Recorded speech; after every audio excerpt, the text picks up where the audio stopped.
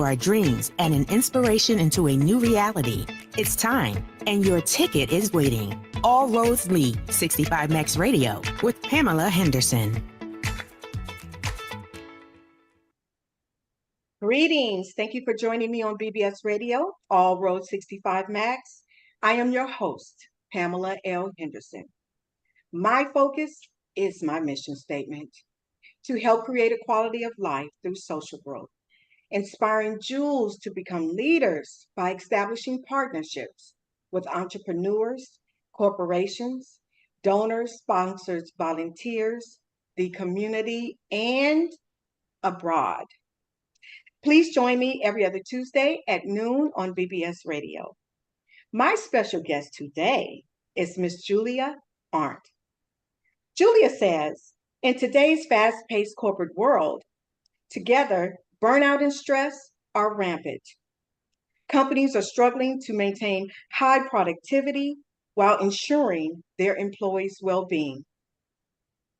Imagine a solution that not only combats burnout, but also boosts productivity and leadership skills simultaneously. Julia is a renowned burnout prevention and corporate expert who has successfully trained over 10,000 high achievers at top innovative companies, including Google, Meta, and Microsoft. At last, I want to say thank you again, Julia, and welcome to the show. I am so excited to be here today. Thank you so much for having me, Pamela. What a wonderful introduction. Well, you're so welcome. You are so deserving of that. So how's the weather out there? And where are you located? I am located in Lake Tahoe, California, in the mountains. Okay. Nice. It's beautiful blue skies this morning. It's about, I think, 65 degrees outside. It's still crisp and warm for this time of the year. And we're excited and obviously grateful for every sunny day that we have out here. You said 65 degrees, right? Uh-huh. For me, that is cold.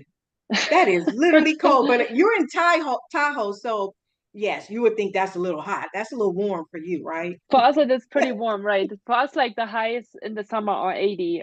So 65 is pretty nice still. Oh, okay. Okay. That sounds good. Well, I'm in California in this little city called Antioch, Brentwood. And right now we've been just now getting out of the hundreds, the triple digits. We're about 80, 85 still. But I can feel the weather is about to change. This is October, so we're getting ready to get cold. Yeah. Is that your favorite time of the year, or do you like it hot as well? I like it when it's hot. Yeah. I like it when it's 102 and I can have on my shorts and be so relaxed. And sometimes I like to play tennis and, or work out, do yoga in the park or something like that. Yeah. But yeah. Nice. But it's okay. I've been reading about you and I have so many questions, right? Oh, well, I'm so excited to answer any questions you might have. I do. You are a very inspiring woman. But I always ask this first question, and please tell me about your personal experience that led you to become who you are today. Okay. I always start with this because I think people hear my voice and they hear me speak and they always wonder where I'm from. So I always start by saying that I'm originally from Germany. That's why I have an accent. Okay, yes. And I've lived in 5 different countries over the last 16 years, and I've had a lot of different experiences with different cultures and languages, and I'm really passionate about that. But my actual experience that led me to who I am today and what I am doing today is I have worked at Google for 7.5 years, both in Europe and in the US. That's how I came to the US 10 years ago. And I experienced burnout after 7 years in my job. I was a global project lead, and I was overseeing a big project across 3 different continents, multiple different time zones, over 60 stakeholders. And at the same time, I was commuting between San Francisco and Tahoe on a weekend basis. So I drove about 500 miles Wow. every weekend to be here in the mountains. And I started to ask myself a lot of questions as well around what do I want to do? I was trying to actually work remotely, which was really funny because in 2020 everything went remote, but that Right? was too late for me because at that point I had already experienced my burnout. But there were a couple of different things that basically led me to experiencing burnout. And it was really surprising to me because I was always a person actually that considered herself being a pretty active and healthy and self-aware person. My colleagues knew me by, the person that always went to the gym after work and that was always making healthy food choices. And so it really hit me honestly with a lot of surprise when I was diagnosed with burnout. And so I went on this journey to discover and understand what had happened to me. I felt very lonely at the time and very sad and alone, honestly, because I felt like nobody at work was really talking about burnout. So I felt like I was the only one. And I asked myself, how did I get here? And so, yeah, so I went on this journey to really dive into mental health, dive into what leads to burnout, dive into what can I do in order to overcome burnout. And after my own journey, which is still not complete, right? I feel like this is a lifelong journey for me. But after a couple of months, I learned a lot of things and I went back to work and I offered a internal stress management training because I felt so alone during that time that I wanted to make sure that other people wouldn't feel like that. And so I was like, okay, I'm just going to offer the stress management training, see if anyone wants to join. And over the course of 2 or 3 days, I had over 300 people that reached out to me Wow. and shared with me that that they have experienced similar things and that they would love to hear from me what I have gone through and what I have learned along the way. And that was kind of my inspiration to reach more people because I told myself, well, if this is a problem at Google, it's certainly also a problem at other companies, at other tech companies, and other industries. And so I decided to go on my own and start this company.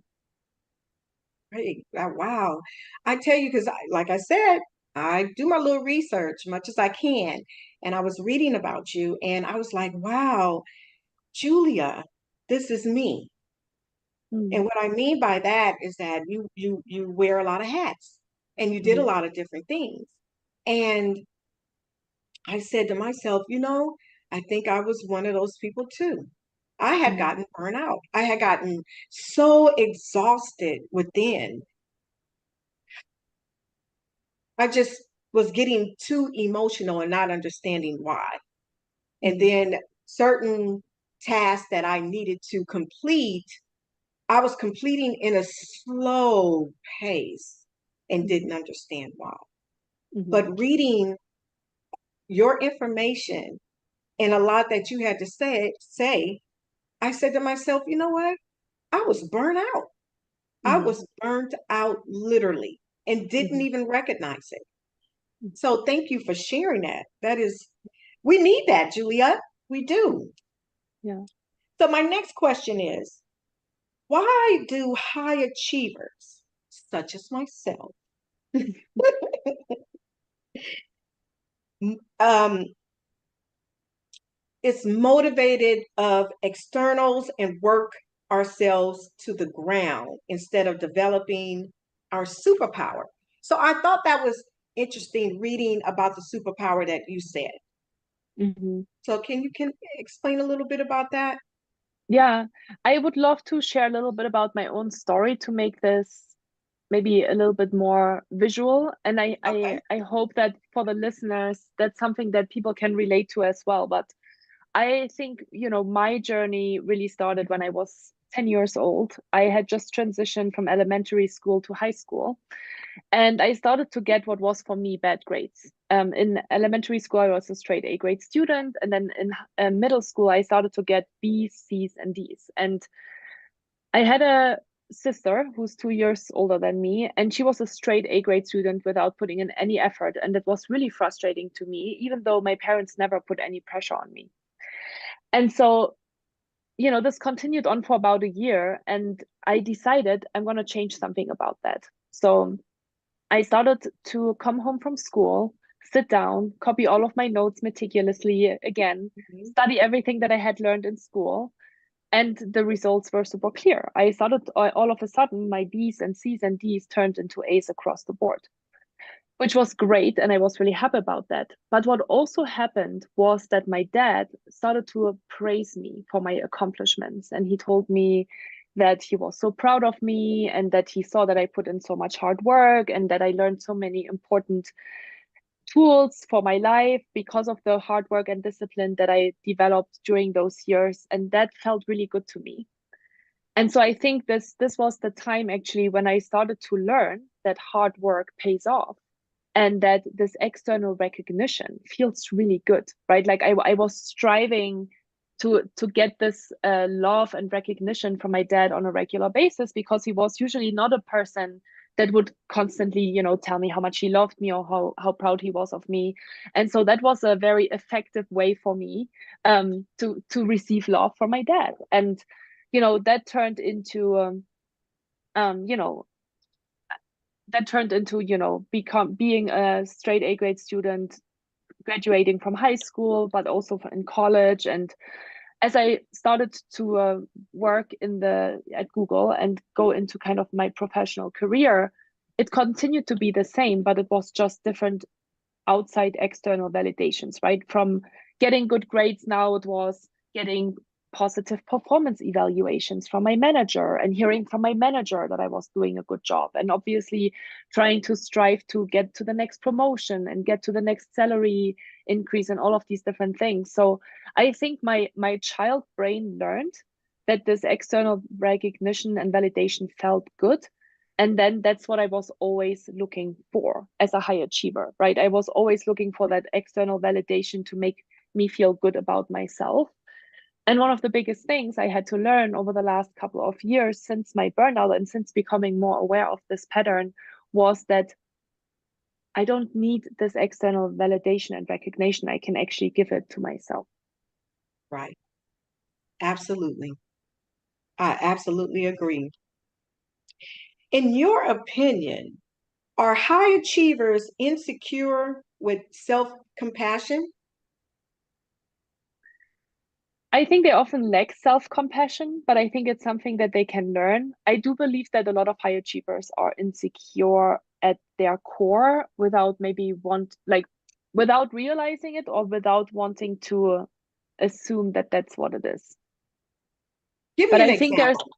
yeah, I think, for example, about imposter syndrome.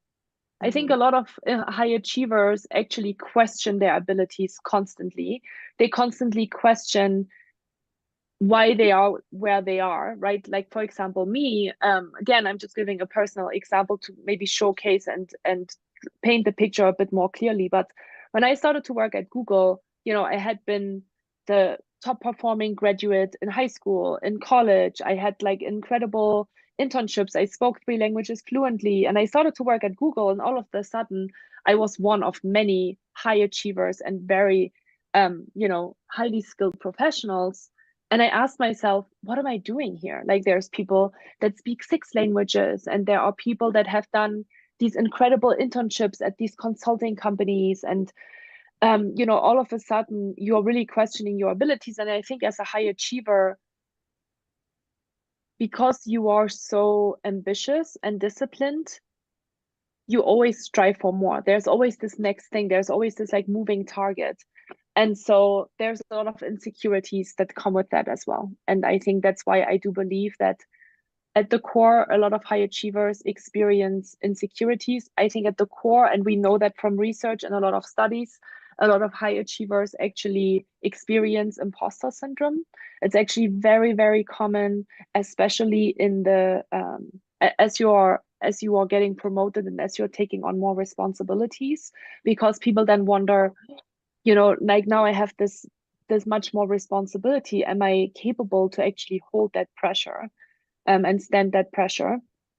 And I think there was something else I wanted to say, but yeah, I, there's I think the self-compassion piece. And I think a lot of people unfortunately do actually not practice self-compassion and take time to pause and celebrate their accomplishments and celebrate their Absolutely. wins, and thinking about, hey, I've actually gotten this far. They just, there's always this next thing that they're looking for to get again this like final, this external recognition. It's this like, hamster wheel of, when I do this thing, then I'm going to be happy. Or when I achieve this thing, then I feel accomplished. But it never actually happens. We Right. never get there because there's Absolutely. always something else that we're striving for. Great point. Absolutely. I totally agree with you. Thank you so much for sharing that. Yeah, you're welcome. Julia, you said high achievers are not educated or recognizing what burnout actually is and what to do about it. Mm-hmm. Explain about that. Yeah. So through my work that I have been doing over the past couple of years, there's been a lot of big realizations in terms of what do we actually need in order to sustain our performance over time. And I developed what I call the peak performance method today, which is a systematically structured approach that's also research backed. So I actually ran research on it. And if people that are listening are interested and curious to learn more about that, I actually just did a TEDx talk on this particular subject. The TEDx talk is called "Is Your Drive to Succeed Holding You Back?" And so, so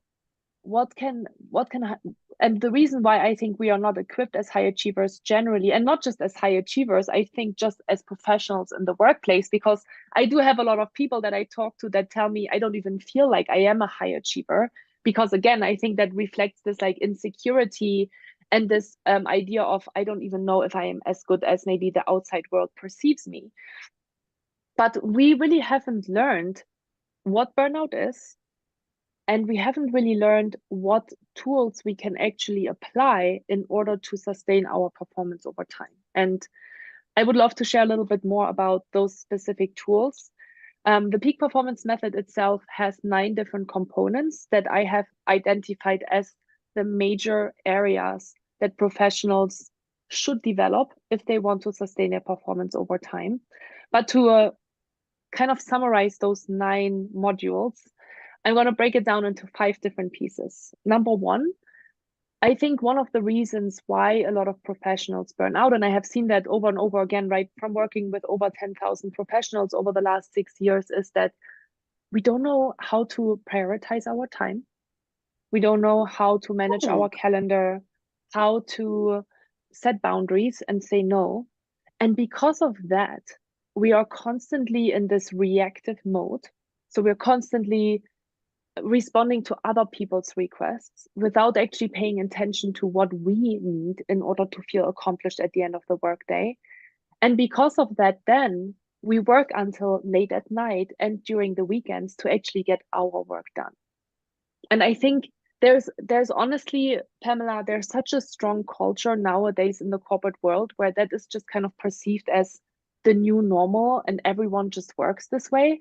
But I think that it's so wrong. And it's and it really doesn't have to be this way. And I think myself and my clients have proved over and over again that when you are having the right tools, you can work 9 to 5, be incredibly productive during that time, and create that space for yourself to actually invest in your own well-being. So when you think about it, Pamela, when you work all day, what is the first thing that you cut out of your calendar when things are stressful and overwhelming?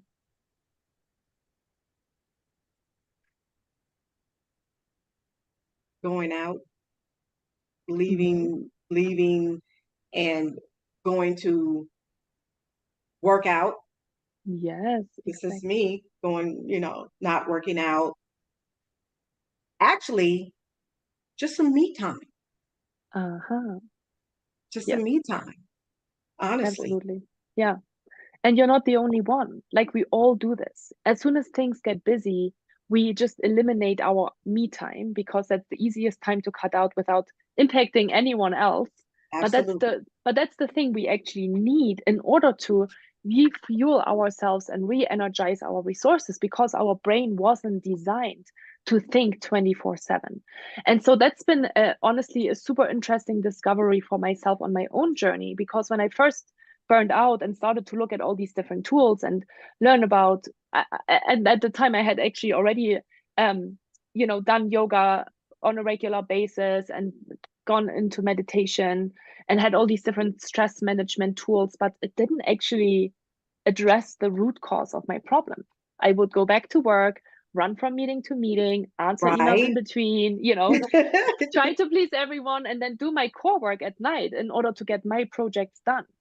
So it was a really big discovery for me when I started to work with other people, to see over and over again, well, the actual problem that we have is that we don't know how to manage our time.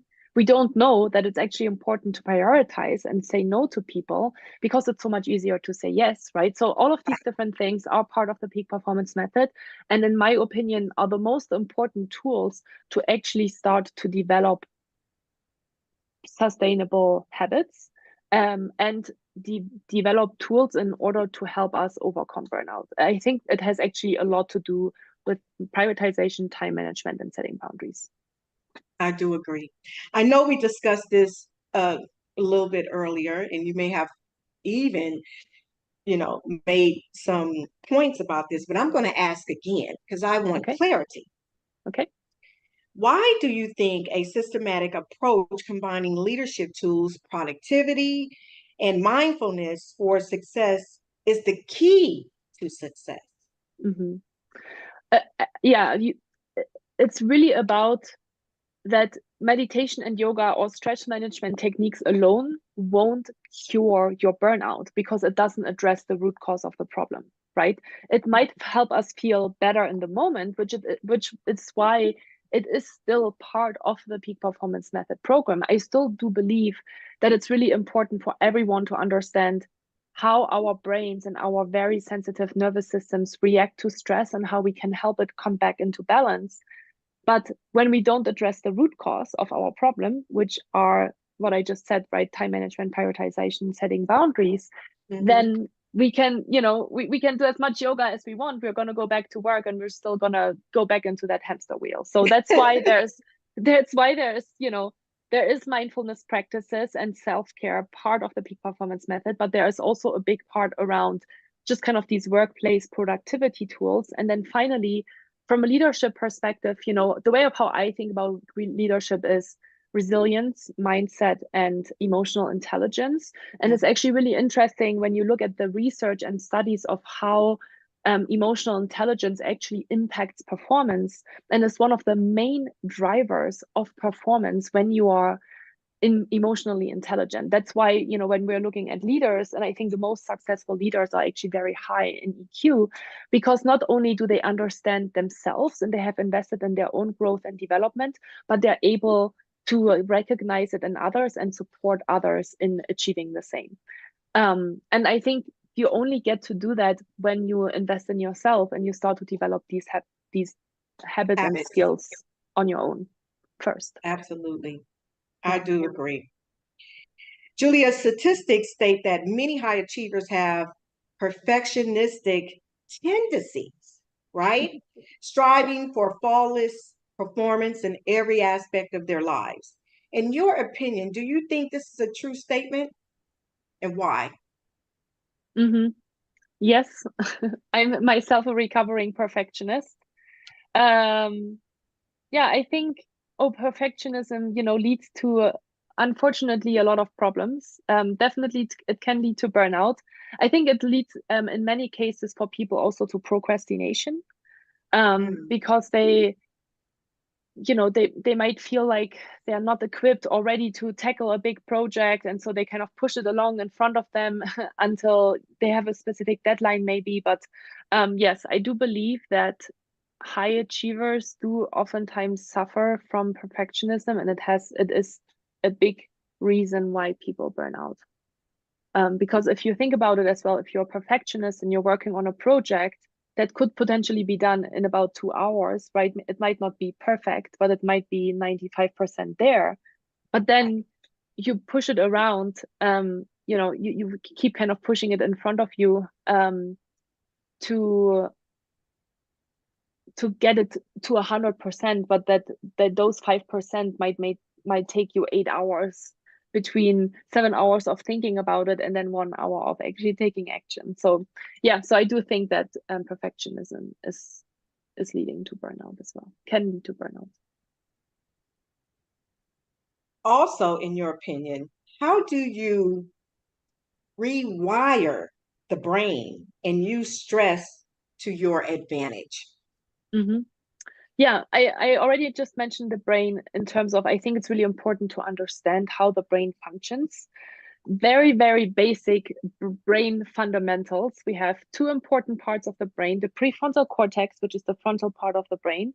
And that is, from an evolutionary perspective, the most recently developed part of the brain, even though it's millions of years old. And also, it's the part of the brain that actually differentiates us from the animal kingdom, because this part of the brain helps us to think about ourselves. Like it helps us to think and reflect on our own behaviors. But also, the prefrontal cortex is the part of the brain that helps us be productive at work, on a day-to-day basis. So it helps us to execute, to plan, to anticipate tasks, all of these different things.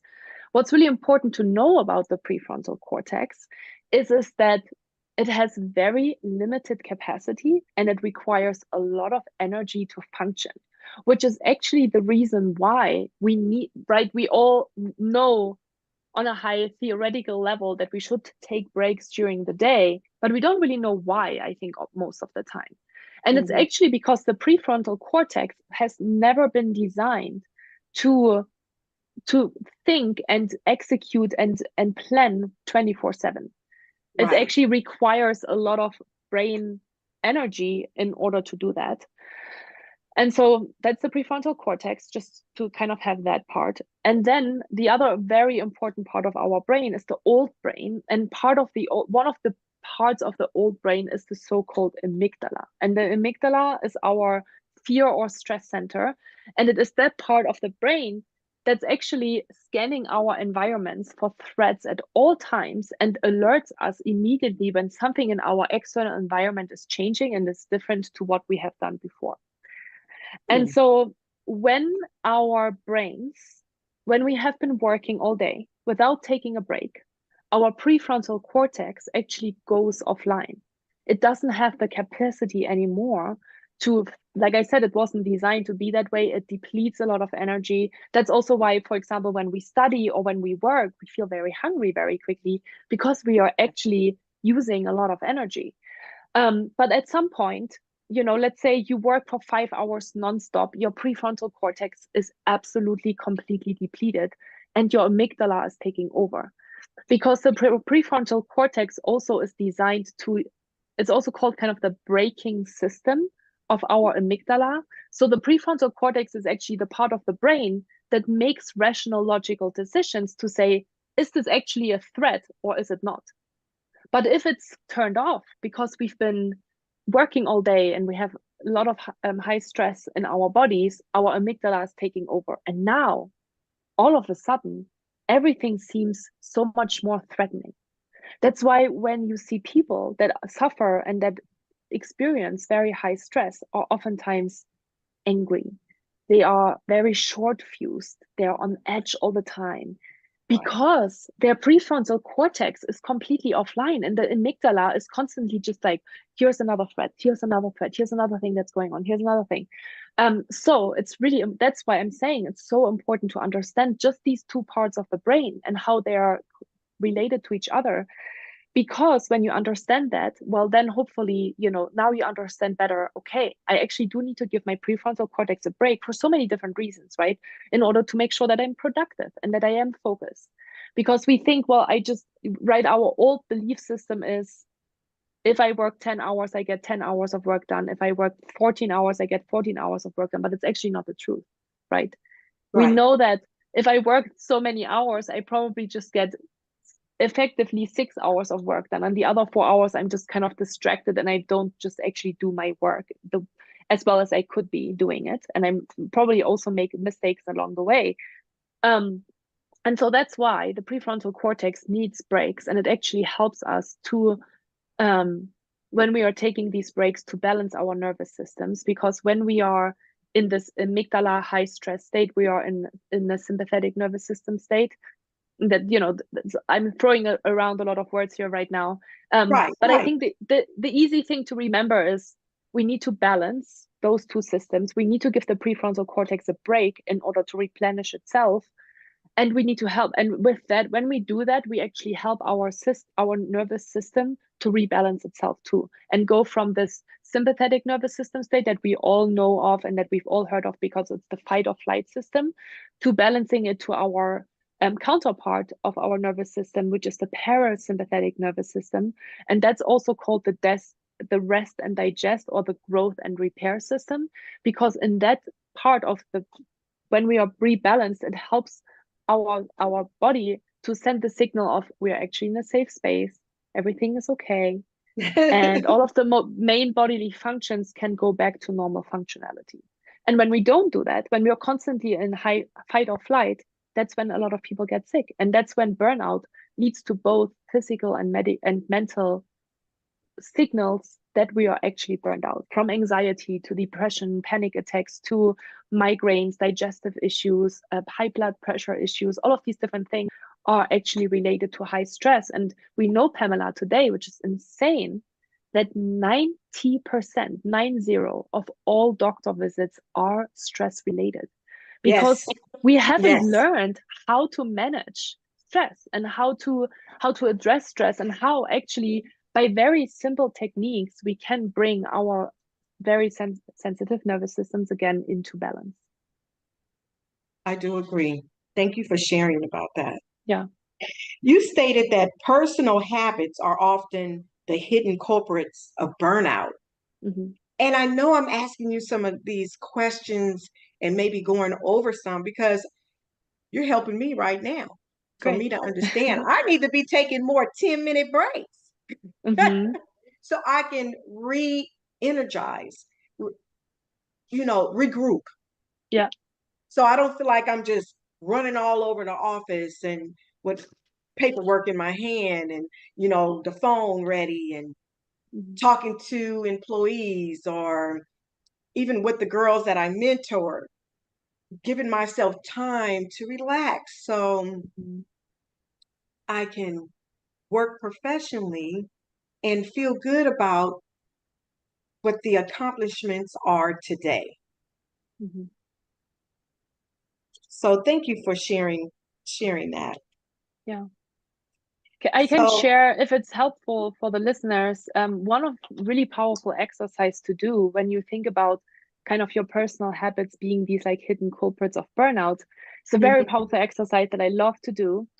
And I invite you to just sit down for a moment, or even you can do this exercise in your head. And I want you to think about, what are the first 5 things you do when you wake up in the morning? okay. And most of you, well, let's do this. Are you open to doing it together, Pamela? Yes, why not? All right, let's do it. What are the Hey, first 5 things you do when you wake up? So, like, take me really step by step through. Is the first thing you do looking at your phone? Like, what are the first 5 things you do in the morning? okay. So when I first wake up, of course, I go to the bathroom Mm-hmm. and I come back, I look at my phone, Mm-hmm. check my emails, see Mm-hmm. if I have anything interesting, any cancellations, all of that. Mm-hmm.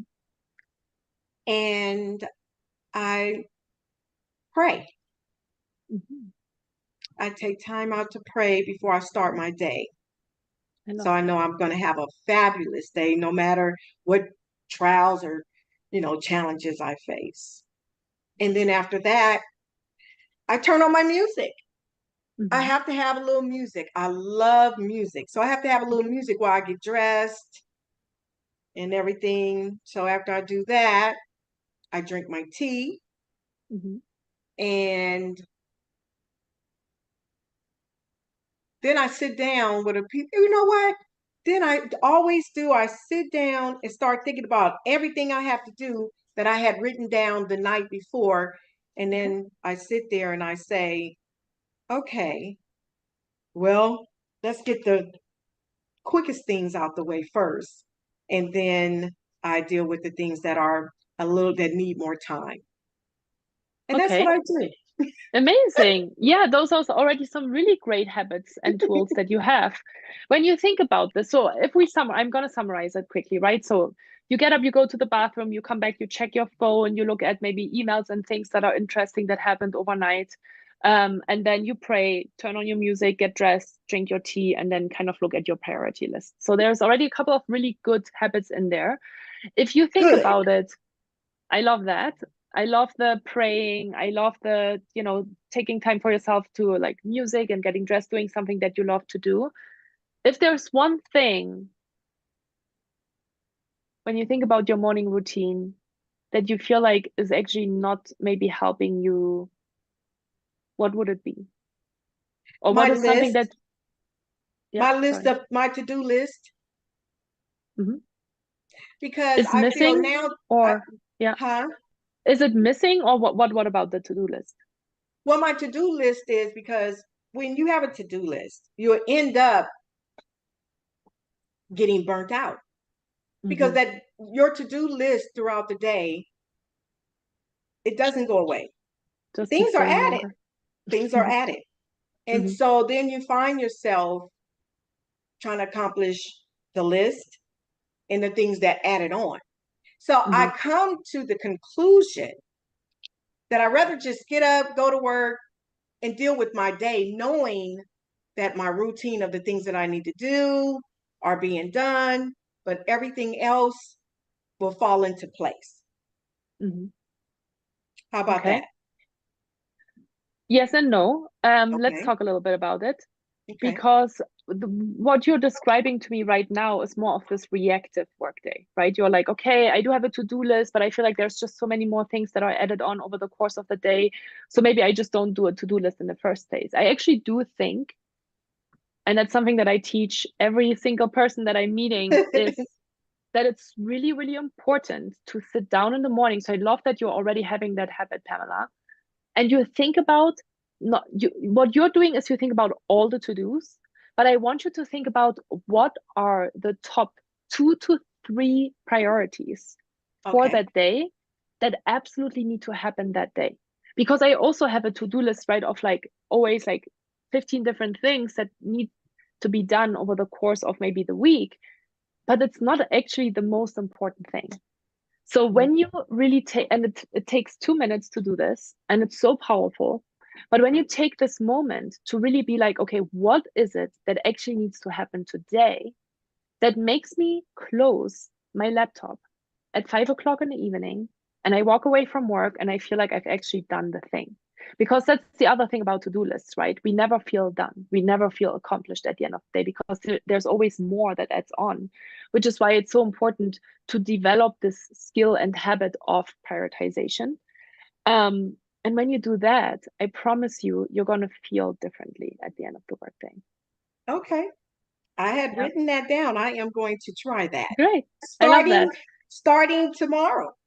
Okay. And so for the listeners, again, with regards to this exercise that I just explained and that Pamela helped me kind of walk you through, just to kind of wrap it up. So you take some time to think about what are the things that you're doing in the morning? What are the 5 first things? And Pamela already has an incredible morning routine, actually.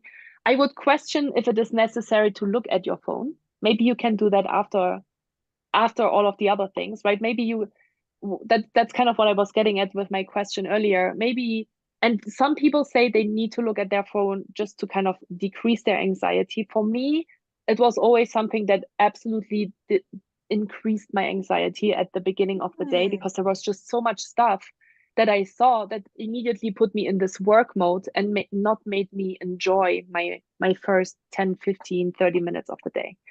So look at your morning routine, ask yourself what are actually the routines that support you to feel like the best version of yourself? And what are the routines that you could potentially just reshuffle a little bit? So you are really creating first that space for yourself before you're giving your energy away to everyone else, right? And I know, and we probably have a lot of listeners that are listening as well that say, well, but I have kids and I have to take care of other people. Maybe, you're making breakfast for your kids, bring them to school, or maybe you're helping your husband, get ready by making breakfast, whatever it is. And then we use this as a reason to be like, well, then I don't have time for myself. And I challenge you that there's always time, Right. even if the only thing that you do for yourself in the morning is to consciously make yourself a tea, a coffee, a water, whatever, and drink that and have a moment of self-care, even just in a minute. And I work a lot with parents actually, and these really small mindful moments make all the difference, because instead of just this like hassle, there is actually this moment of I've actually done something for myself already this in the morning. And then there's nothing to be said about as well that once you have maybe dropped off your kids at school and your husband is at work and you're getting to work, that you can't take 5 minutes then to, again, instead of just jumping in and being reactive and feeling already like your stress levels are like, at 150 when you get to work, Right. to take 5 minutes and be like, okay, what do I need 5 minutes? I make myself a tea, I eat something, and I sit down, and before I look even into my inbox, I just think about the 2 to 3 things that are actually so important for me to do today. And then the next step would be to look into your calendar and kind of manage your time around that and set boundaries, right? It's all connected. That's why it's a systematic approach. But I think the morning routine actually says a lot about how you are managing your energy. So I think it's a really powerful first step to look at, to shift those personal habits from maybe the hidden culprits of burnout to the things that can support you already in the morning to set yourself up for success. Yes. I was on your website and I was looking and reading about you, Julia. And I must say, you are a true servant, a leader who lives by her life motto. And that's very impressive, because we have a lot of people or entrepreneurs whom take on certain jobs and want to give back, but they don't really put in what's really needed. It's like making a difference. And I must say, always willing to serve. And it just appears that is who you are. In your opinion, what makes a great mentor? And how do you create within someone to promote personal growth and enlightenment? Because that is something that is important to me. What is your opinion Mhm. about Wonderful question. Well, first of all, what's important in a mentor? I think it's to lead by example, just kind of what you just said, right? Like, I think that? Right. pick the people where you feel like this is who I want to be. This is how I want to show up, and I have this conversation actually quite often where I say to people, well, think of a leader at your workplace that is already doing the things that you're striving to develop in your own life. And Mhm. unfortunately, sometimes, especially when it comes to work-life balance and well-being, we might not have that role model. But I think, sometimes we think kind of in this like narrow mindset of, well, I don't have anyone in my close vicinity that is like that. When I started to learn about personal development and I started to invest in my growth, I was listening to a podcast. It was actually a German podcast. So unfortunately, for the American listeners today, I'm not really able to recommend it because it's German. But I was listening to her every week, and she's so inspired. She was like my mentor because I was really inspired not only by how she was leading life, but also how she started and grew her business to multiple 7 figures.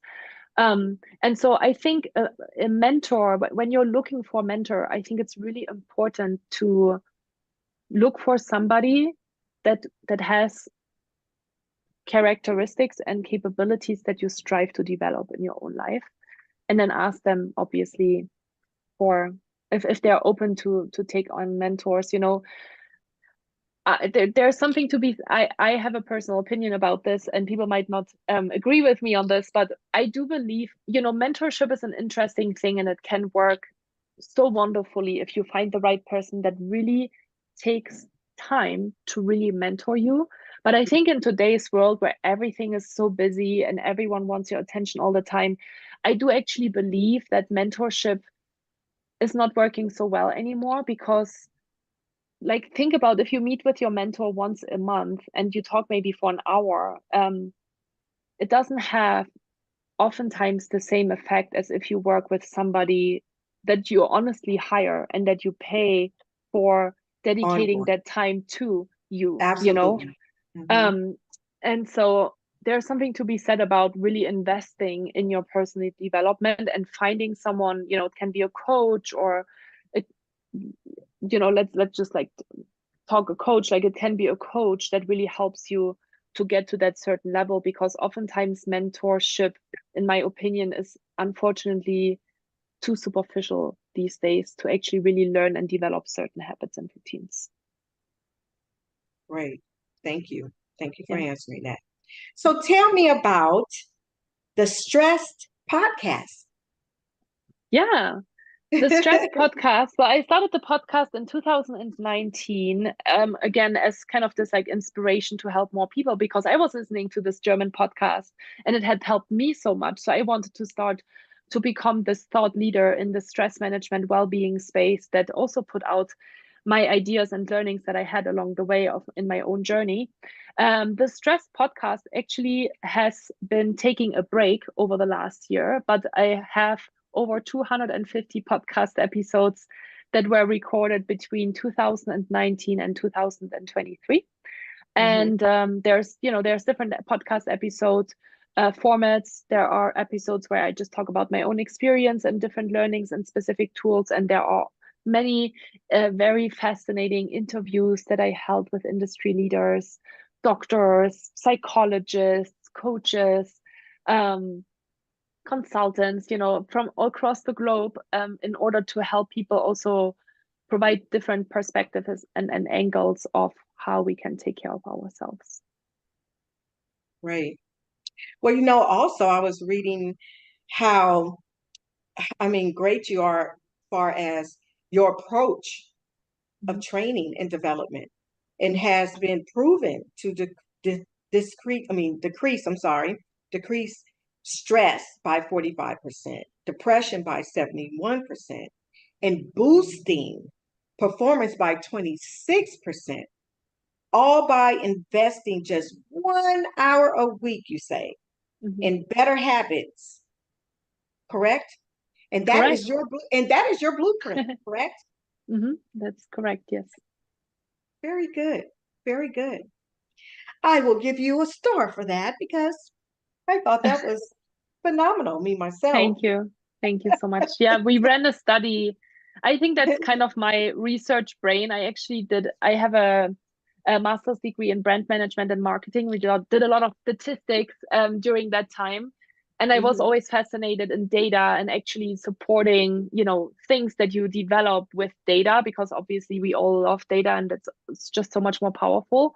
So once I Right. created the peak performance method, I was really curious to see what would actually happen if people invest an hour per week in themselves in developing better habits and routines, and what kind of an effect it would have on their stress levels, their depression, anxiety, sleep quality, and performance improvements. And I ran this study with a researcher from BrainTap, which is a really fascinating performance-based application. They don't call themselves meditation app, which is very interesting. So if you've never heard about BrainTap, highly encourage you to check it out. And so BrainTap, the founder of BrainTap, Dr. Patrick Porter, he gave me his researcher and said, okay, Okay. we're going to do this research study and we're going to test two things. We're going to split our research test group into two different groups. One group that's going through the peak performance method week by week, Mhm. without BrainTap, because BrainTap, what it basically does is it's, you can imagine it just like a meditation, but it is designed in a way that talks to your left and right brain hemisphere. So there's different sounds and things that are happening in order to help you integrate the new learned tools and habits on a more subconscious level, because we know that consciously we might understand certain things, but our habits and routines are oftentimes kind of locked down more subconsciously because of just the patterns we have developed, right? As I mentioned Right. earlier, from the age of 10 years old. And so it's much, and that's why, right, habits are harder to break. So brain tap basically helps to integrate it on a much deeper level in order to achieve long lasting results. And it was so fascinating, Pamela, because so we had these two groups and we used research-backed scales. So we used questionnaires on stress management, sleep quality, depression, and anxiety levels that were already validated in research and were able to show these incredible improvements over the course of 10 weeks when people just started to invest in all of the things that we talked about today, from stress management to developing these prioritization and boundaries and time management tools, and also more of these deeper things like looking at their limiting beliefs and building resilience and mindset. And so, yeah, thank you for like saying it, thank you for sharing it. This is something I actually share in the TEDx talk as well, because it honestly blew my own mind what we found in this research, because, I truly believe, Pamela, no matter what you do, when you invest in yourself and when you start to develop better habits, it will always have a positive effect. When you take an hour to reflect on yourself and to invest in yourself, it will always have a positive effect. But the numbers that we were able to show were just absolutely mind-blowing. So yeah, so if anyone is listening and they want to see more, we have there's a whole research paper on the effects of the peak performance method. But yeah, it was a really fascinating study. Right. Yeah, it sounds like it too. So, Mm-hmm. that's one thing that I try to advocate in the workplace is happy. Because, when we got to work, we just like, we can become robots where we just doing Mm-hmm. everything repetitive Mm-hmm. and we just keep going and everything. But also for other management team, can you tell me how can I recognize when someone needs help and how to understand the dynamics of seasonal depression? Because I do understand or have noticed that like Christmas and the first of the Mm-hmm. year, everyone's Mm-hmm. happy. Mm-hmm. But around Thanksgiving, Veterans Day, sometimes people can become a little sad. Mm-hmm. So, Yeah. what is your opinion about that? How Yeah, do that's you a and great how would I? help others as well. Yeah, that's Yeah. Yeah, I think it's a great observation. So a couple of things to that. First of all, I'm not a mental health uh, professional, right? Like I'm a coach, I'm a consultant. I just want to kind of give um, that disclaimer. For everything that I'm saying, I'm speaking more about my own experience. And if people are absolutely experiencing anxiety or depression, it's always good to see a mental health professional.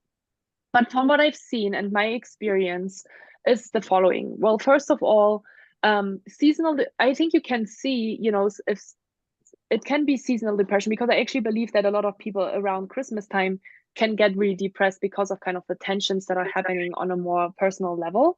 So hmm I think some people might actually experience seasonal depression during the Christmas period because of just kind of the personal dynamics that they have, right. or family dynamics that they have.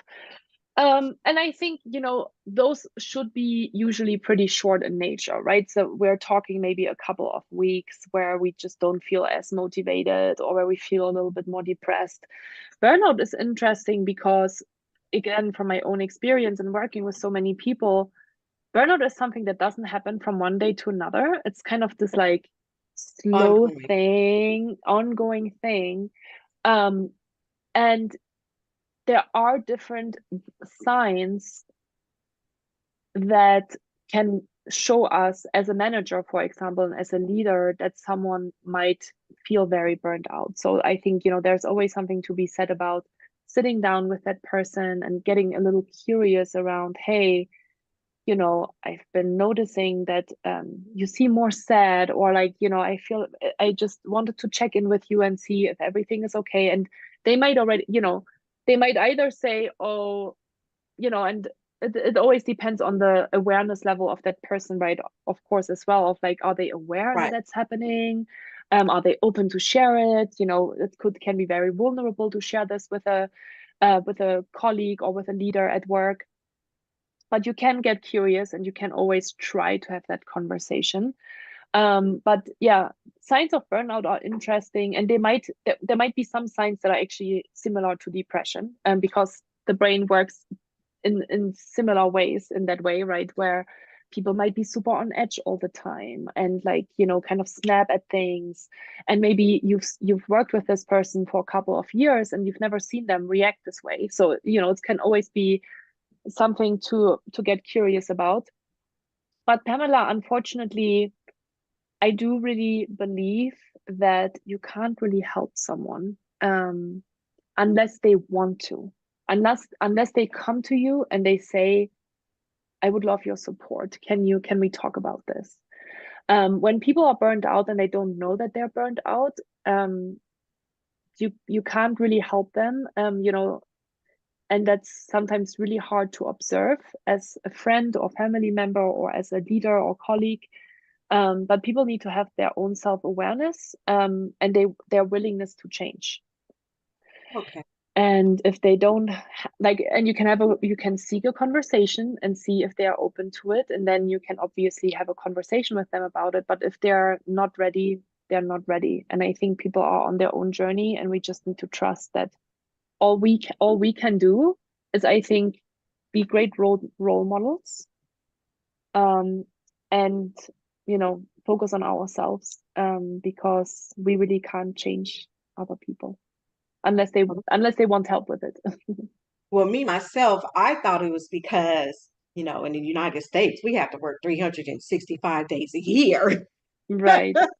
And we have to work till we're 70. Hmm. I said maybe everybody has that on their mind. So uh, I made a little joke the other day and I said, well, maybe we need to write to Congress or the, the secretary or somebody just to let them know that, can you imagine working till you're 70 years old? And Hmm. whatever happened to 55? I think 55 was a good Yeah. time that you can retire and move forward, because when you're 70 now, you're really going to be burnt out because, Hmm. you're so used to working. And then when you do retire, you do come back to work, because sometimes if you're not well off or anything like that, just to travel and enjoy life, then it gets Hmm. boring at home. And then Hmm. you find yourself working for someone and then you get burnt out during the Hmm. process. So Yeah. very good I point. Very good point. yeah. I think it's a powerful reminder that we need to enjoy life every day and not just wait until we're 70 years old, right? Yeah, absolutely. I agree with you. Well, we're up for time. It has really been a pleasure having you on my show. Do you have any last minute comments you would like to say? We talked about the podcast. One of the social media platforms that I invest very heavily in is Instagram. I show up there every day and I share, kind of try to share what I do every day to take care of myself and address, big challenges and pain points of the people that I work with. So if you wanna stop by and say hi, it's Peak Performance with Julia is my Instagram handle, and I would love to see you there if you're curious to learn more about the work that I do. Absolutely. That sounds good. That was my next question. How can someone Uh-huh. follow you and also your social media? So you just Mhm. have your Instagram. Do you have anything else? Instagram is the perfect place to start. I would just leave it at that. Okay, that Yeah. sounds good. Well, readers, I have reached my destination and I leave you with this quote. The interesting thing about coaching is that you have to trouble the comfortable, and comfort the troubled. Rick Charlesworth. Until next time, thank you for joining me. See you in a week. Cheers.